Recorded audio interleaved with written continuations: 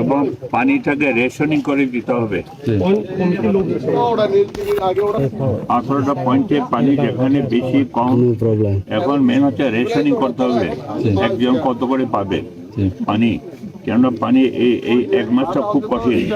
তারপরে পানি যাতে সারা বছর পায় মতো বর্ষার পাশাপাশি টোটাল এখানে স্পেশাল ভাবে রাখা হবে। আপাতত আমি ব্যক্তিগত উদ্যোগ করতেছি, পরে রাষ্ট্রীয়ভাবে পাবলিক হেলথের পানি যেখানে যেখানে পানির সোর্স আছে পাওয়ার জন্য চেষ্টা করব।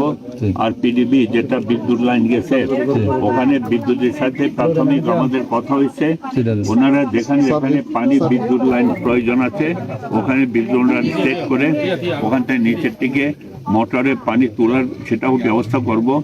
সবচেয়ে বেশি এই রেঞ্জে টোটালি পানির অভাব বেশি, 5-6 মাস 8 মাস পানি পাওয়া যায় না। সুতরাং এটার জন্য আমরা পানি নিয়ে সারা জেলাতে আমাদের একটা পরিকল্পনা আছে।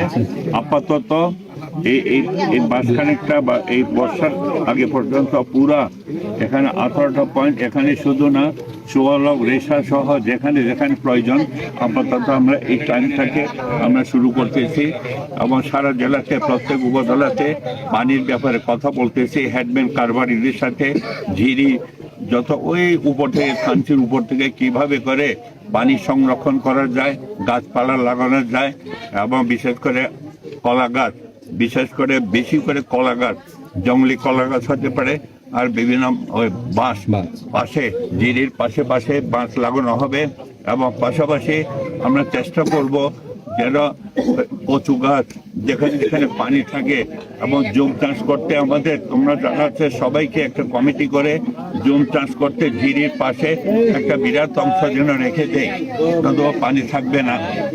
আপনার যেখানে 5-7টা পানির সোর্স আছে এগুলিকে সংরক্ষণ করতে হবে, নতুবা এই যে এখন পানি দিচ্ছি পরে পানি পাবে না, পানি না পেলে তো কিছুই থাকবে না, নিজেরাই খাওয়ার পানি পাবে না, গোসলের পানি পাবে না, কাপড় চোপড় ধোয়ার পানি পাবে না, রান্না বান্নার পানি পাবে না। আর এই যে গাছপালা ওখানে পানি স্প্রে করে দিতে পারে মতন সেভাবে পর্যাপ্ত পানি পাওয়ার জন্য বিদ্যুৎ লাইনটাকে বিদ্যুৎ বিভাগের সাথে এবং আমাদের মন্ত্রণালয়ের সাথে কথা বলে এখানে বিদ্যুৎ কীভাবে পাওয়া যায়, বিদ্যুৎ এবং পানি, তারপর লেখাপড়া সমস্ত কিছু আমি তো বলেছি এই প্রস্তাব দিয়েছে। এখানে ম্রো কমপ্লেক্সের পাশাপাশি চিনবুকে এখানে ম্রো স্কুল অ্যান্ড কলেজ একটা 20-25 একর জায়গা নিয়ে একটা কমপ্লেক্স করার পরিকল্পনা আছে, যাতে এখানকার বাচ্চারা এখানকার লেখাপড়া যারা আছে সবাই কমিটিতে থাকবে। এটা তোমাদেরই সম্পদ হবে, ম্রো সম্প্রদায়ের সম্পদ হবে। সুতরাং শিক্ষা এবং পানি বিদ্যুৎ ছাড়াও শিক্ষার আলো যেন সবাই পায় এবং এই রেঞ্জটা যেন ম্রোদের ছিল ম্রোদের থাকবে। আমাদের টার্গেট ম্রোরাই থাকবে এবং ম্রোরা যেখানে যেখানে তোমরা তোমাদেরটা যেন প্রোটেকশন করো এবং এটা হচ্ছে একটা পর্যটনের অংশ এবং তোমরা যেন সুন্দরভাবে থাকো বাংলাদেশের রাষ্ট্রের ভিতরে। এবং সেটা হচ্ছে শহীদ রাষ্ট্রপতি জিয়া রহমান সকল জনগোষ্ঠী, বাংলাদেশি বলছে কথাটা না, সকল জনগোষ্ঠীকে উনি স্বীকৃতি দিয়েছেন। সুতরাং আমাদের উচিত শহীদ আছে চেয়ারম্যান ম্রো কমপ্লেক্স করেছেন তোমাদের, এই জন্য তোমরা ওখানে শিক্ষিত হয়েছ। আমাদের টপ লিস্টে ম্রো দাদা আছে সবাই ওই স্কুলের ছাত্র।